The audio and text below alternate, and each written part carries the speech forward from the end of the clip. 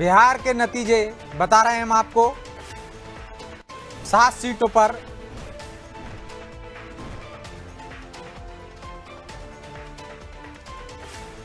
मोकामा से अनंत सिंह जीत गए हैं। तारापुर से बीजेपी के सम्राट चौधरी भी जीत गए हैं। केसरिया सीट से जेडीयू की शालिनी मिश्रा जीती हैं। सीतामढ़ी से बीजेपी के सुनील पिंटू जीते हैं। बोधगया से आरजेडी के कुमार सरबजीत जीते हैं। बिहार में वोटों की गिनती जारी है और जीत की घोषणा होना भी लगातार जारी है। रुझानों में हम देख रहे थे किस तरह से एनडीए 207 सीटों पर आगे चल रही है और जिस तरह से हम देख रहे हैं महागठबंधन लगातार पिछड़ता जा रहा है। आंकड़े भी उसके गिरते जा रहे हैं।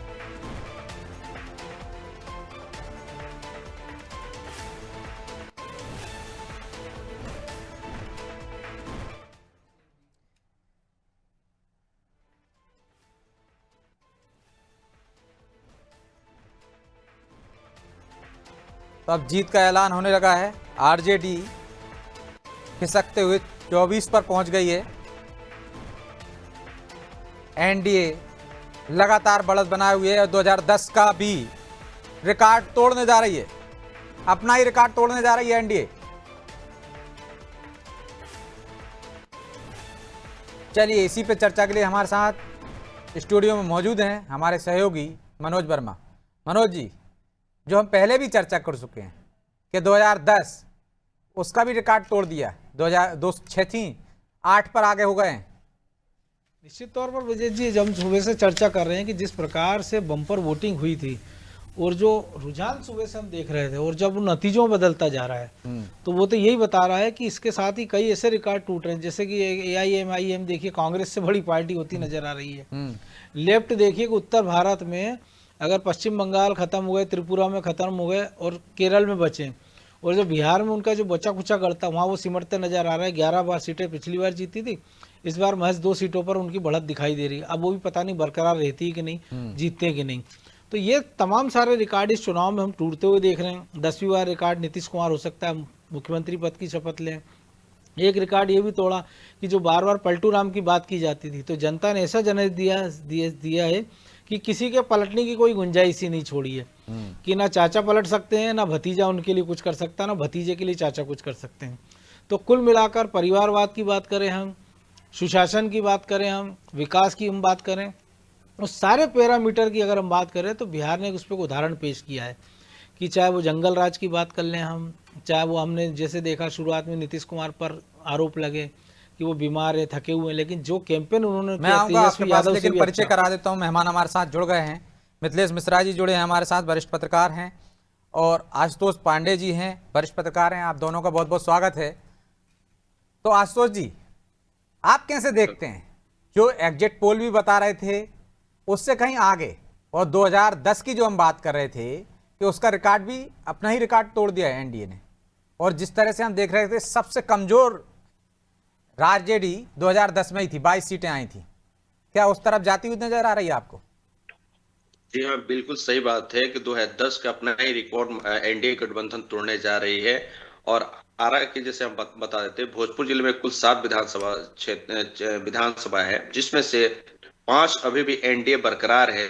3 पर तो लगभग विजय हासिल कर चुकी है। तरारी विधानसभा हुआ जहाँ सुनील पांडे का लड़का विशाल प्रशांत है। वहीं बिहार सरकार के मंत्री रह चुके भगवान सिंह कुशवाहा भी जगदीशपुर से चुनाव जीत चुके हैं।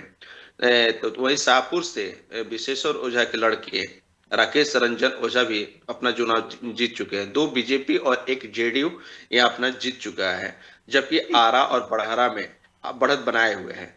और आरजेडी की जहां तक बात करें तो संदेश विधानसभा क्षेत्र से रिकाउंटिंग चल रहा है। तो वहीं भाकपा माले के सुरक्षित जो अज्ञात क्षेत्र है वहां माले 1000 की बढ़त बनाए हुए हैं। और कहे तो यहाँ साफ दिख रहा है कि विकास का जो पैमाना था वो बिल्कुल ही सही सटीक बैठा। और अब ये नहीं कहना है कि लोग इधर उधर, लोग ये एनडीए और महागठबंधन में ही सीधा टक्कर था, जहां महागठबंधन की पूरी तरह से एक तरह देखा जाए। आशुतोष जी, हम इस पर बहुत चर्चा कर चुके हैं कि क्यों एनडीए को इतनी बढ़त मिली है। लेकिन एक चर्चा ये भी होती है कि चूक कहाँ कर गया है महागठबंधन। क्या जिस तरह से तेजस्वी और कांग्रेस के बीच में तालमेल नहीं बैठा, पहले राहुल गांधी भी नहीं मिले थे, रणनीति में कहाँ चूक कर गए हैं? क्या लगता है आपको, कहाँ कहाँ चूक कर गए वो, जो इतनी दुर्दशा पे पहुंच गए वो? जी, हम बिल्कुल, जब वे पदयात्रा पर निकले हुए थे राहुल गांधी, तो जब भोजपुर में उनका आगमन हुआ था, तो वहां भी हम लोगों ने देखा कि जो जेडी के तेजस्वी यादव, दोनों में आपस में कभी तालमेल उतना दिखता हुआ नजर एक साथ कभी नहीं आते। मंच पर भी पहले राहुल गांधी आए थे, उसके बाद ही तेजस्वी यादव आए थे, कहीं भी एक साथ उन लोग का मिलान नहीं होता था। कहीं राहुल गांधी मुकेश सहनी को अपने साथ लेकर के चलना पसंद करते थे। अब रही बात की एनडीए की इतनी बढ़त की होते, कहीं ना कहीं जन स्वराज प्रशांत किशोर की जो पार्टी है, जो शिक्षा को लेकर के, जो एजुकेशन को लेकर बात कर रही थी, उसका भी एक फैक्टर हो सकता है। भले जन स्वराज के सीट मिले ना मिले अलग बात है, पर मुद्दा बनाने के लिए जन स्वराज प्रशांत किशोर ही माने जाएंगे। लेकिन वो तमाम मुद्दे तो पीछे रह गए बाद में। बिल्कुल जी, बिल्कुल, तमाम उनके जो मुद्दे हैं वो पीछे रह चुके हैं। और सारा फायदा अगर देखा जाए तो एनडीए ने बहुत ही चतुराई के साथ आगे बढ़ते हुए अभी भी बढ़त बनाए हुए और 200 को आंकड़ा पार कर चुकी है। और इस बार देखने को मिल रहा है कि फिर बीजेपी और जेडीयू अपनी सरकार बनाएगी और विकास की जो रफ्तार है उसको और तेज धार देने के काम करेगी। लेकिन मिथिलेश जी, शशि थरूर कह रहे हैं हार के लिए कांग्रेस नहीं आरजेडी जिम्मेदार है, क्योंकि लार्जेस्ट पार्टी वो थी, उसे समीक्षा करना चाहिए, हमें नहीं। क्या आप भी मानते हैं कि आरजेडी जिम्मेदार थी, कांग्रेस कोई जिम्मेदार नहीं थी? देखिए, यहां पर ये कहना बड़ा ही अलग तरीके का बात हो जाएगा, क्योंकि आरजेडी, कांग्रेस और कई समूह मिलकर के महागठबंधन बनाए गए थे, जिसमें सभी पूरे राष्ट्रीय जितने भी टीमें थी, खास करके आप चले जाइए बगल में यूपी के अखिलेश यादव भी थे, सभी लोग मिलकर के महागठबंधन बनाए थे। और ये सारे लोग मिलकर के बिहार के चुनाव में अभी पहुंचे थे। अखिलेश यादव का भी आपने देखा होगा, लगातार उनकी बिहार का दौरा रहा है। तो यहां जिस तरीके से कांग्रेस, अभी आशुतोष जी ने जिस तरीके का बात बताया, वो सही बात तो कह रहे थे कि राहुल गांधी और खास करके तेजस्वी के बीच में आपस में एक तालमेल बेहतर नहीं होना भी एक शुरुआत में ही खबरें आई थी कि सीटों के लिए उनमें समझौता नहीं हो रहा है। जब दिल्ली पहुंचे तेजस्वी तो राहुल गांधी मिले नहीं। देखिए, ये तो पुरानी बातें अब हो गई। अब तो हम लोग नए बातें सीधे तौर पे करेंगे। वो जब खड़गे जी से बातचीत हुआ था, उस समय भी सीट के बंटवारे को लेकर के आपस में तालमेल नहीं बैठा था। फिर उसके बाद फिर दोबारा उनकी बैठक हुआ, उसके बावजूद भी तालमेल ढंग से नहीं बैठ पाया था। तो इन दोनों के बीच, दोनों युवा होने के बावजूद भी इस तरीके की बातें सामने में आना, तालमेल नहीं बैठना और महागठबंधन के टूट के कगार, ये स्थिति बन गया कि अभी महागठबंधन 29 पर अब आप दिखाई देने लगा, जहां पर आरजेडी मात्र 25 पर। और सबसे अहम बात यहां कहा जा सकता है कि कांग्रेस, जो हम लोग शुरुआती दौर से 28 पर हो गया, वो महागठबंधन 28 पे हो गया, मात्र 1 पर आ गया। उससे बड़ा तो आपका ओवैसी का जो ये है पार्टी है, वो आगे बढ़त चला गया है, खास करके बिहार में। तो अभी देखें तो बड़ा ही हाशिए की बातें कहा जा सकता है, खास करके कांग्रेस का। यहां तो अभी थोड़ी सी इज्जत बचा करके अभी महागठबंधन का रखे हैं। 25 सीट की होने की संभावना इनका बताया जा रहा है। तो 25 सीट ला करके अपनी थोड़ी सी लज्जा बचाने के प्रयास आरजेडी ने किया है, लेकिन इनकी पूरी टीम काम नहीं कर पाया। महागठबंधन में अगर आप देखेंगे तो जोर जोर करके, मतलब एक कहा गया ना कि सिक्के को जोर जोर करके ये लोग सैकड़ा पुराने की प्रयास किया था, लेकिन यहां बीच में ही मात्र 25 पर अटके, जहां पर 29 की कगार पे अब महागठबंधन की बातें सामने में आ रहा है कि 29 से ज्यादा नहीं बढ़ पाएगा। तो महागठबंधन की क्या कहा जा सकता है अभी? और जिस तरीके से छन करके भी पटना के से बातें आ रहा कि 25 से 30 फिर से नीतीश, तो ये बयान अभी बीजेपी की तरफ से अभी जो चला है, तो निश्चित तौर पे आने वाले समय में नीतीश कुमार को भी के ही नेतृत्व में फिर से बिहार को सजाने की बातें कहा जा रहा है। अभी पटना के जिस तरह से बैठक हुआ, अभी बैठक एक और चलने लगा है मिथिलेश जी, जैसे आपने कहा ये चलने लगा है, एक और चल रहा है कि बिहार झांकी है, बंगाल बाकी है, नया चल गए यहाँ से। वरिष्ठ पत्रकार हमारे साथ जुड़ गए हैं सुब्र नारायण पाठक जी। पाठक जी, आपका भी बहुत बहुत स्वागत है। आप कैसे देखते हैं, ज्यादा उत्साहित हो गई है बीजेपी और एनडीए गठबंधन, बोल रहे हैं बिहार झांकी है, बंगाल बाकी है? उनके लिए उत्साहित होने का मौका है जी। भाजपा ने, मुझे लगता है कि सर्वश्रेष्ठ प्रदर्शन इस बार किया है बिहार में, और है उनके लिए खुशी का मौका है। और इस बार खुश नहीं होंगे तो कब खुश होंगे?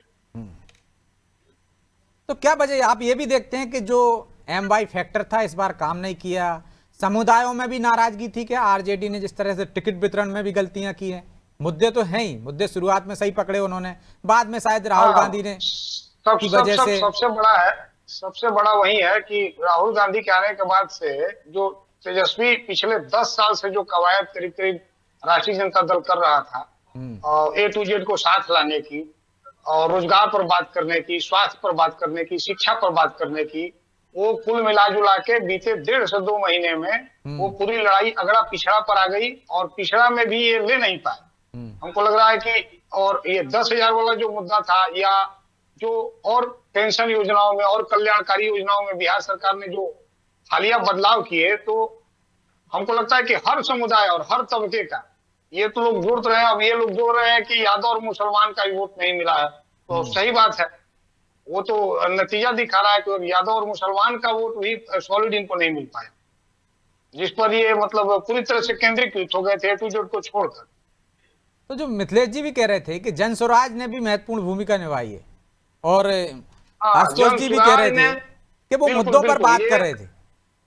ये जन स्वराज का फैक्टर भी, इसको कम करके आप नहीं देख सकते हैं। जन स्वराज का क्या था कि जन स्वराज आज से 3 महीने 4 महीने पहले जब कैंपेनिंग ये लोग कर रहे थे, जो इनका अभियान चल रहा था, तो आरजेडी का सीधे होता था कि ये बीजेपी का सेकंड बीजेपी है, बीजेपी का ही एक मोर्चा, बी टीम है, ऐसा बोला जाता था। हाँ, लेकिन 1.5-2 महीना पहले प्रशांत किशोर ने जो अपनी रणनीति बदली, मंगल पांडे पे, सम्राट चौधरी पे, दिलीप जायसवाल पे, संजय जायसवाल पे, जो एक के बाद एक लगातार हमले किए, तो उससे क्या हुआ कि ये एक जो मतदाता वर्ग जो बीजेपी को नहीं चाहता है, जो एनडीए को नहीं चाहता है, उसके सामने एक खुद को भी एक विकल्प के रूप में प्रस्तुत कर पाए।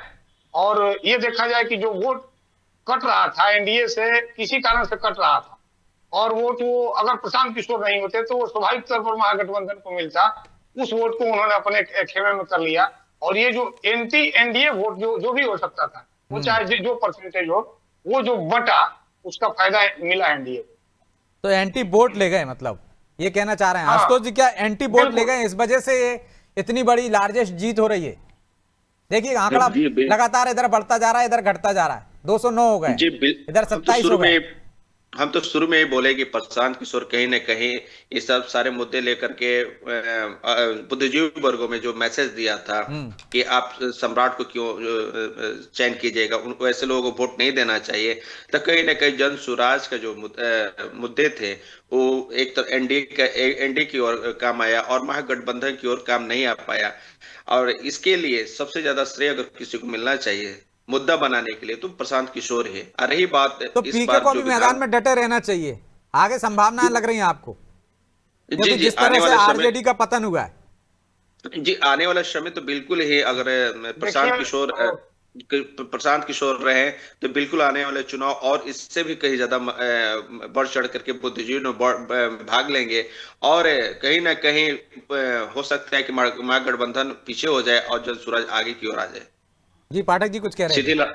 हाँ, मैं वही कहना चाह रहा था कि विपक्ष का जो एक चेहरा होता है, उस जगह पर प्रशांत किशोर अपने आप को प्रस्तुत करने में सक्षम रहे, और वो कहीं ना कहीं विपक्ष की जगह अगले चुनावों में ले सकते हैं। लेकिन अगले चुनाव के लिए उनको मैदान में डटे रहना होगा ना। इस बार इस तरह की हार की वजह से कई बार निराश होकर आदमी छोड़ के चले जाता है या किसी पार्टी में विलय कर देता है। बिल्कुल नहीं, वैसे ही प्रशांत किशोर जी हर चुनाव से पहले अपना प्रोजेक्ट बदल देते हैं। हाँ, बशर्ते कि वो बदले नहीं इस बार अपना प्रोजेक्ट, क्योंकि शायद वो बदलते रहते हैं, इसलिए बिहार की जनता ने भरोसा नहीं किया। अब भरोसा जीतना है आपको तो अडिग रहना पड़ेगा। हाँ बिल्कुल, अगर वो रहते हैं तो उनके लिए एक बढ़िया भविष्य बिहार में दिख रहा है। तो बिहार में बढ़िया भविष्य तो दिख रहा है, लेकिन आरजेडी के भविष्य को कैसे देखते हैं मिथिलेश जी आप? अब नया नेता कौन? परिवारवाद से बाहर आ जाना चाहिए, किसी और को दे देना चाहिए कि भाई आप कमान संभालिए? यदि आपको विपक्ष का दर्जा मिल जाता है, उतनी 25 सीटों पर आप रुक जाते हैं तो, और नीचे नहीं जाते हैं तो? अभी कहना बड़ा मुश्किल है आरजेडी का। अभी 25 सीट से और एक न्यूनतम में चला गया, 24 पर अब दिखा रहा है।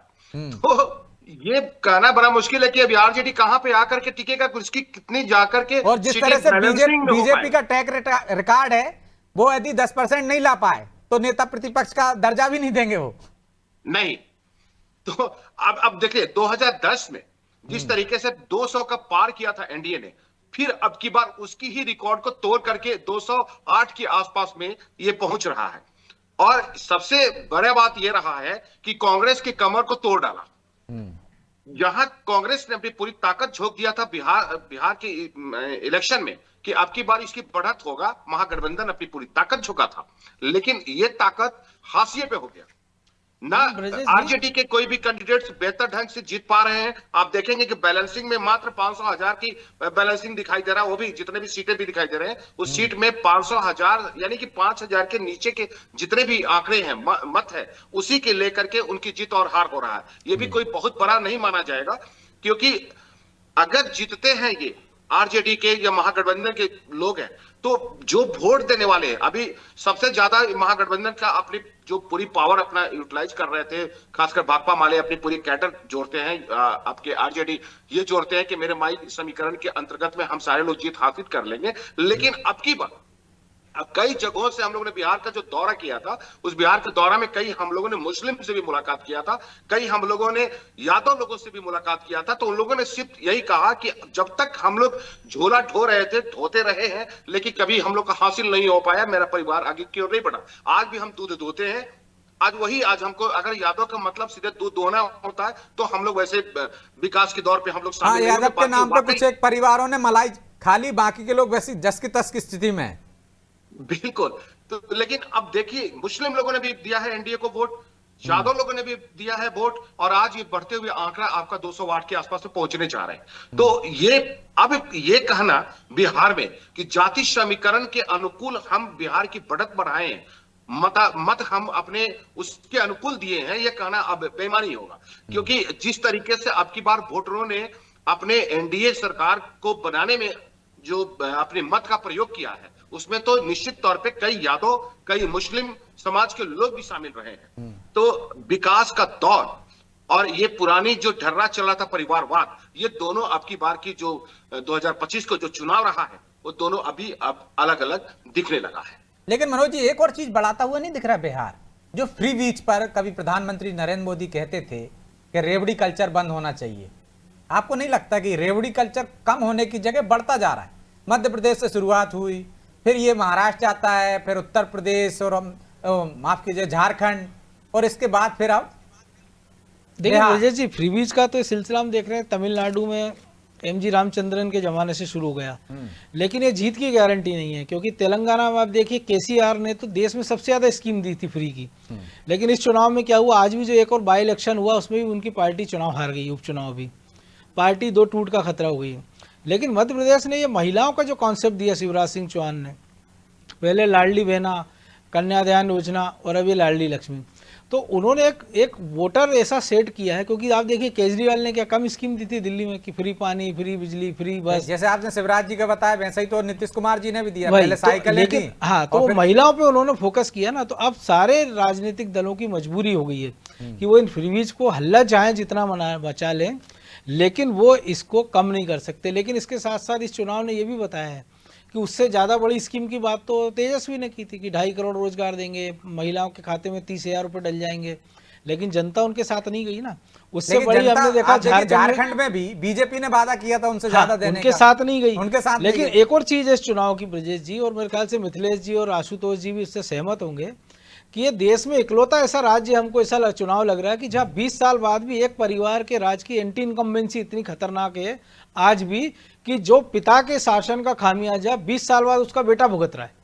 आप सोचिए, मध्य प्रदेश में भी हमने देखा कि 2 चुनाव तक ये मामला चला था कि 2003 में बंटाढार स्टेब्लिश किया बीजेपी ने, उसके बाद 8 जीते और 13 जीते, लेकिन 18 हार गए थे, 20 में जरूर जीत गए, 23 में फिर जीत गए।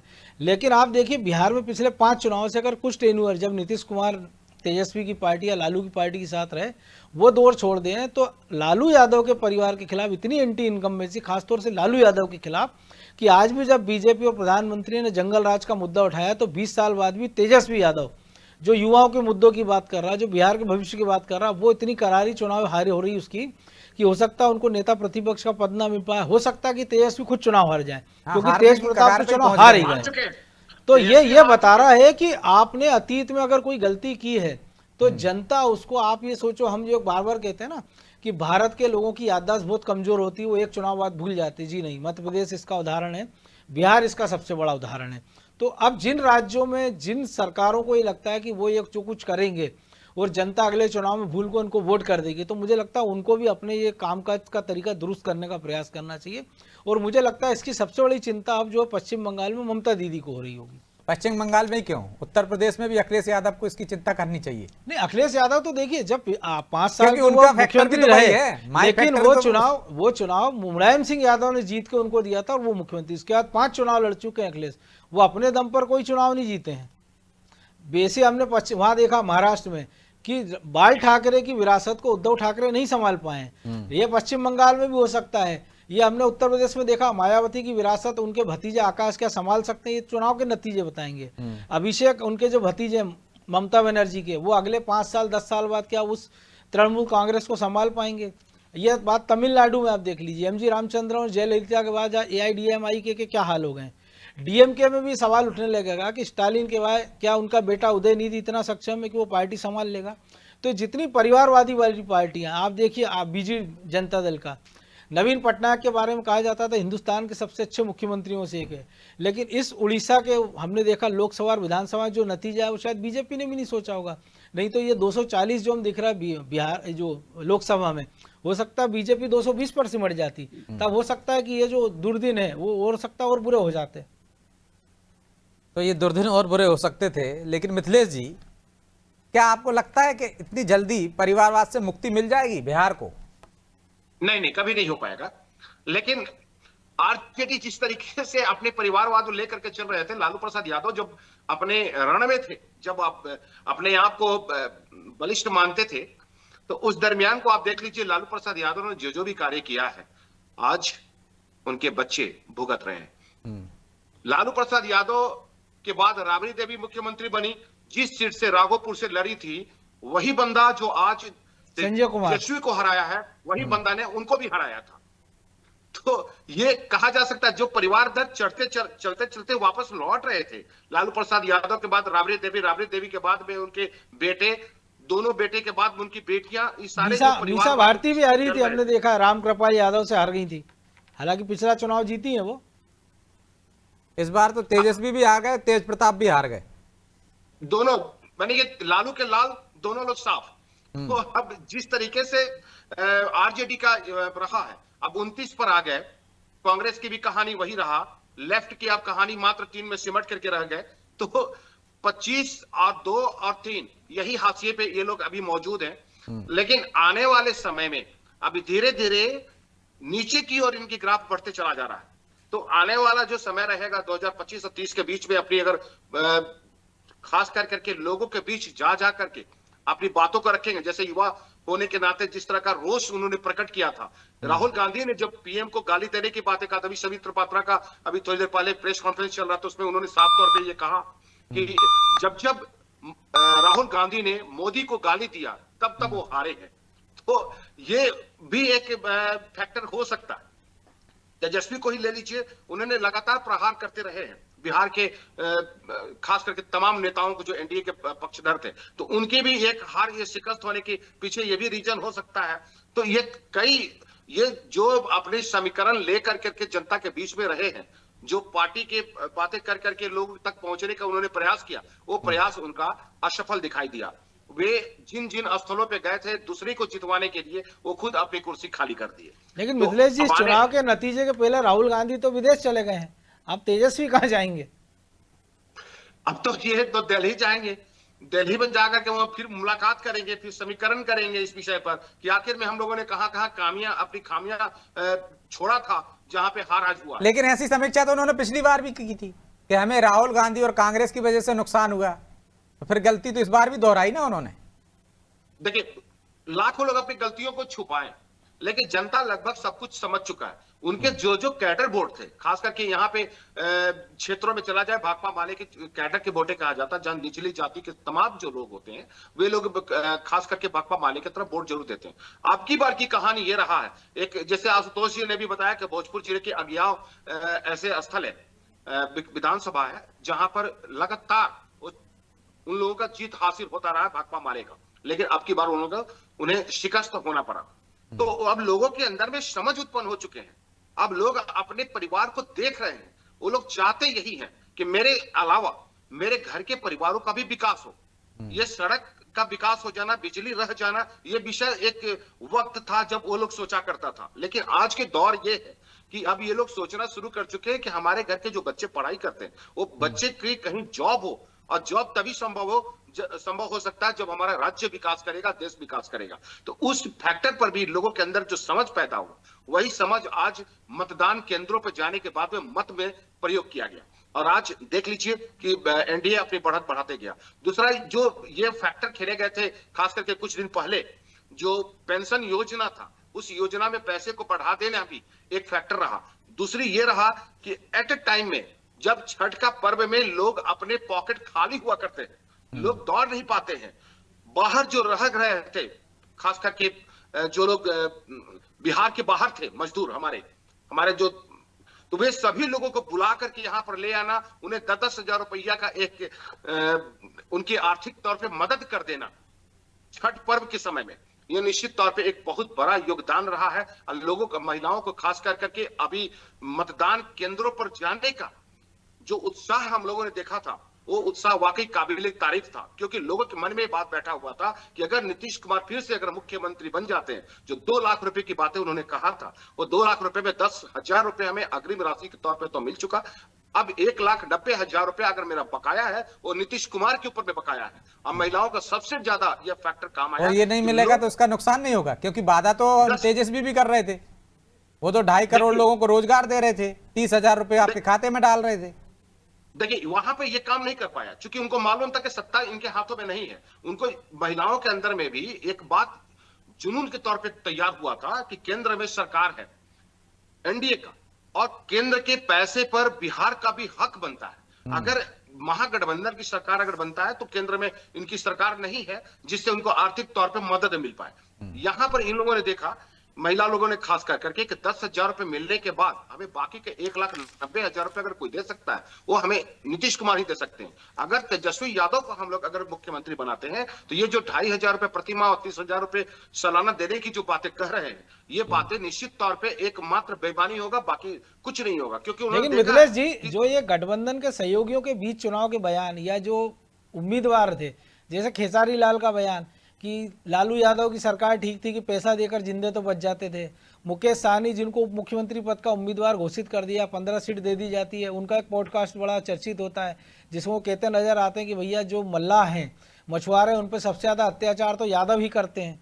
तो ऐसा नहीं लगा कि ये वोट जो शेयरिंग होना थी एक कम्युनिटी का दूसरे को, दूसरे का पहले को, वो शायद इतना स्मूथली हुआ नहीं, जिसके कारण ये नंबर हम देख रहे हैं गठबंधन के। और दूसरी तरफ हमने देखा चिराग पासवान के वोट हों, नीतीश के वोट हों, बीजेपी के वोट हों, हम के वोट हों, उपेंद्र कुशवाहा के वोट हों, वो गठबंधन के सहयोगियों के बड़ा आराम से ट्रांसफर हुए, जिसका फायदा उस गठबंधन को अच्छे से मिला और इनकी लुटिया डूब गई।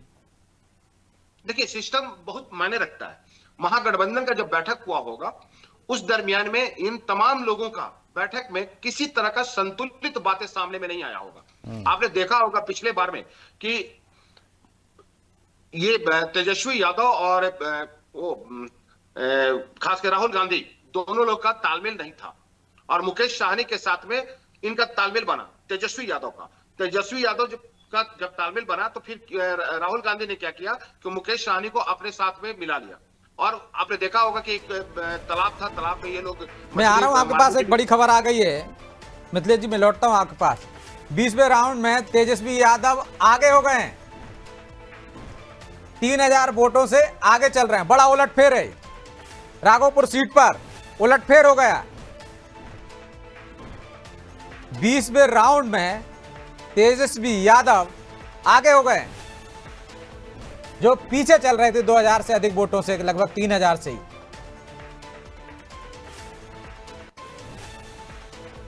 बीसवें राउंड में तेजस्वी यादव ने उलटफेर कर दिया। ये तो उस पर डिपेंड करता है कि आप किस क्षेत्र की गिनती हो रही है। हो सकता है उधर ज्यादा मतदाता आरजेडी के पक्ष के रहे हों, इसलिए उलटफेर हो गए। क्या आपको संभावना लग रही है पाठक जी कि ये उलटफेर अभी और भी हो सकता है? पहले 3,000 से पीछे थे तेजस्वी और आप 3,000 से आगे हो गए। गुंजाइश, बिल्कुल गुंजाइश बनी रहेगी और इंतजार करना चाहिए फैसलों का। अभी तुरंत तुरंत आकलन कर लेना बेहतर नहीं होगा। और राघोपुर में लेकिन हम ये तो 20वें राउंड पर बात कर रहे हैं। अब यहाँ पे 20वें बहुत राउंड कम तो हमको समय- लग रहा है कि वहाँ 27-28 राउंड तक होना चाहिए, जहां तक मुझे लगता है। 25 राउंड से कम शायद ही किसी सीट पर है। हाँ, तो हाँ। 4-5 राउंड अभी कम से कम बाकी होगा। मैंने देखा नहीं है, देखने को पता चल जाएगा कि वहाँ कितना है।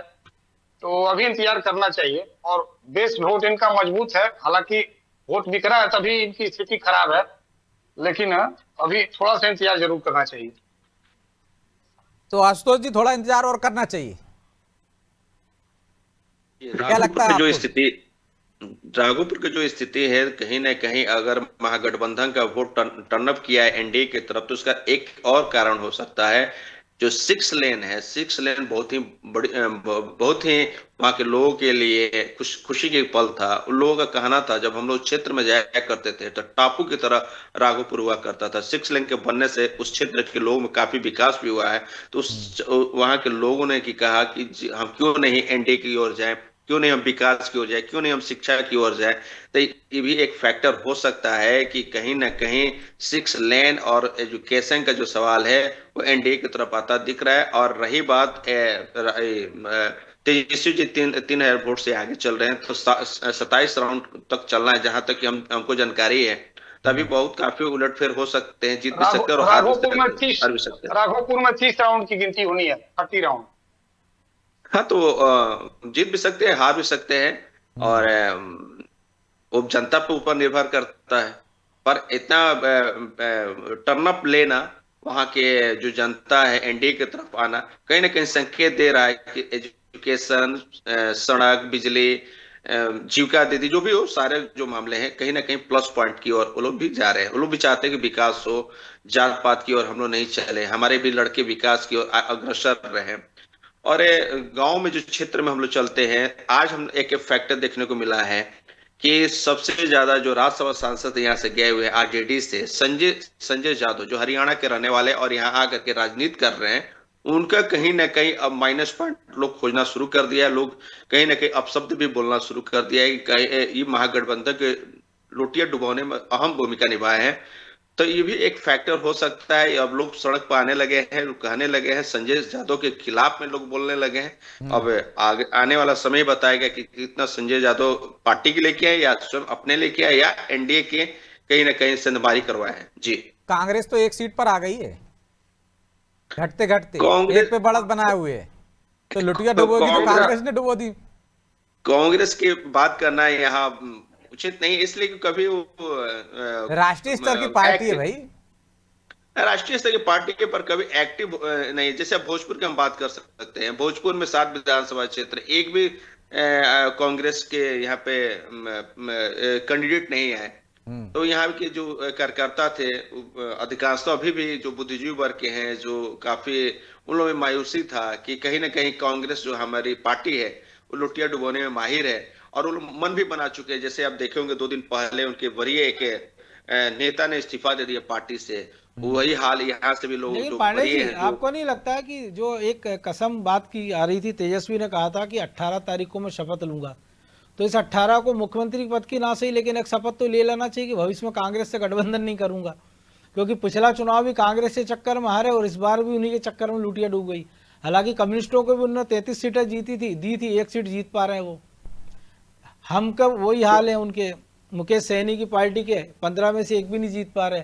वो ठीकरा सारा तेजस्वी पे फोड़ा जा रहा है। मुकेश सहनी के जाते बात बोलिए नहीं, बोलिए नहीं, आप ही बोलिए। एक पिछली करके बार बोल तो लीजिए। कुछ बेहतर था, पिछली बार कुछ तो बेहतर था, इस बार तो बहुत बुरा हाल हो गया ना। इस बार 2010 वाली स्थिति लगभग हो गई। 2010 उससे भी में बुरी स्थिति हो गई। जनता दल को, हाँ, उससे बुरी नहीं है। हाँ, 22 थी ना उनकी, राष्ट्रीय अभी चलिए 24 पे टिके हुए हैं। हाँ, अभी एक दो प्लस है, एक दो प्लस है, देखिए आगे क्या होता है।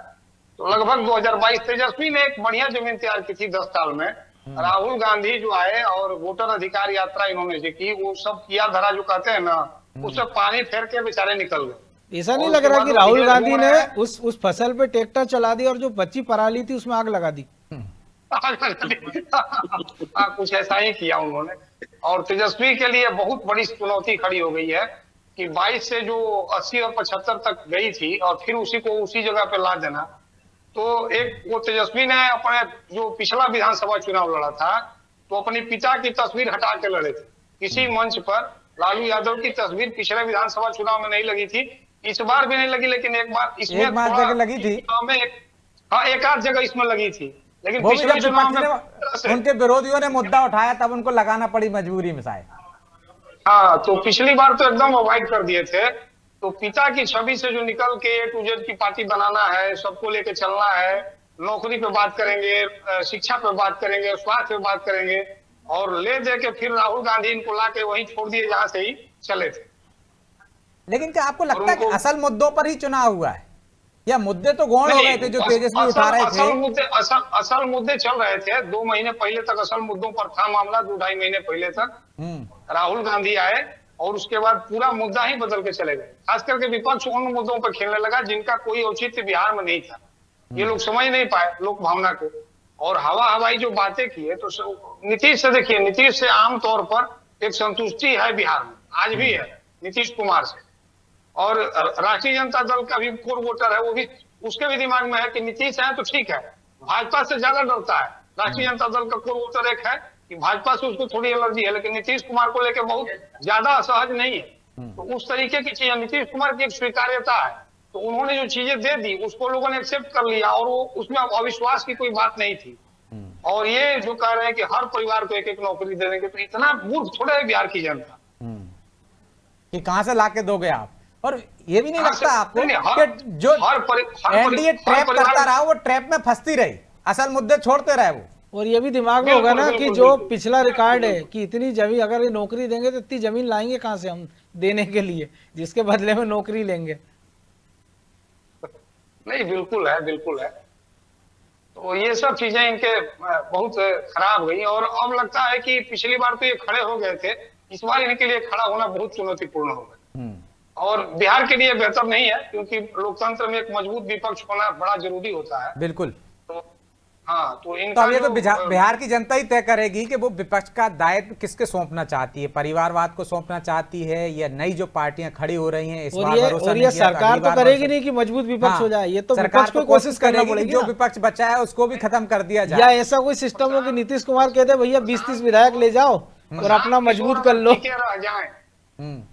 प्रशांत किशोर अगर टिके रह जाए तो उनके लिए यहाँ संभावना बनती दिख रही है। लेकिन उनका भी इतिहास ठीक नहीं है टिकने का। लेकिन जब उन्होंने, हमने देखा नीतीश ने पार्टी बनाई थी समता पार्टी, तो पहले चुनाव में 7 ही सीट जीते थे वो भी, लेकिन संघर्ष करते रहे। तो विकल्प बनने के लिए आपको टिके रहना पड़ेगा, लेकिन अभी हम नहीं टिक सकते क्योंकि समय इसकी इजाजत नहीं देता, इसलिए चर्चा को यहीं विराम देना होगा। आप तीनों का बहुत बहुत धन्यवाद। तो बिहार ने एक नया बिहार बनाने के लिए पूरी जिम्मेदारी फिर नीतीश कुमार को दे दी है। क्या नीतीश कुमार के सामने कोई विकल्प बन पाएगा, विपक्ष कोई खड़ा हो पाएगा? क्योंकि जिस तरह की तस्वीर आ रही है वो तो विपक्ष एक तरह से रौन दिया गया है। तो क्या पीके अगला विपक्ष बन पाएंगे? और इसके लिए वो इंतजार करेंगे, इसकी बहुत ज़रूरत है, क्योंकि एक मजबूत विपक्ष लोकतंत्र में बहुत ज़रूरी है। लेकिन बिहार एक नया सबक देता है, जागरूकता है वह मतदाताओं में। अब वो आगे क्या संदेश देगा ये तो आने वाला समय बताएगा। बहरहाल बिहार के महासंग्राम में इतना ही। मुझे दीजिए इजाजत और आप देखते रहिए अनाजी टीवी। नमस्कार।